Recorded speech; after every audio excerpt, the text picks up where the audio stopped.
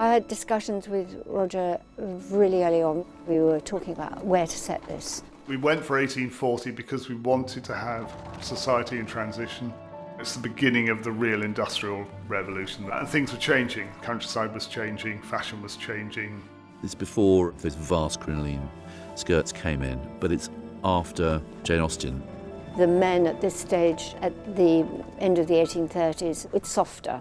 Sam, as Philip, had this feeling of a young man connected to the earth. His big coat with all the permanent breaking down of riding a horse and lovely riding boots. Things were getting a little less dandyish and a little more workmanlike, and clothes for women were becoming less based on something that was decorative and becoming more practical. It needed to feel very primitive in the country world so that her arrival is something absolutely enormous. She's here. Well, no luggage.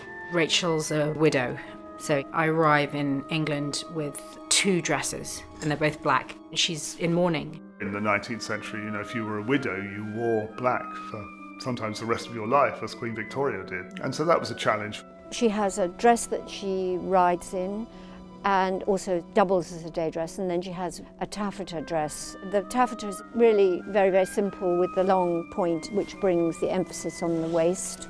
This has got lots of softness to it, so when she's on the horse, this follows the shape of the saddle. And then there's one dress which is not a mourning dress. She comes out of mourning right at the end of the film. We would sip the tisana. Ambrose would sit there for hours.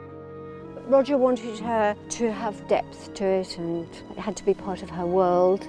The colour is just tremendous. As her new life is starting to begin, there's a day where she goes out riding and she's wearing this gorgeous blue dress. A lot of this crew are old friends reuniting. That's a wonderful way to make a film because there's a lovely family atmosphere on set. If you have that atmosphere, then people do their best work. And Dinah and the team have designed and made some of the most beautiful costumes.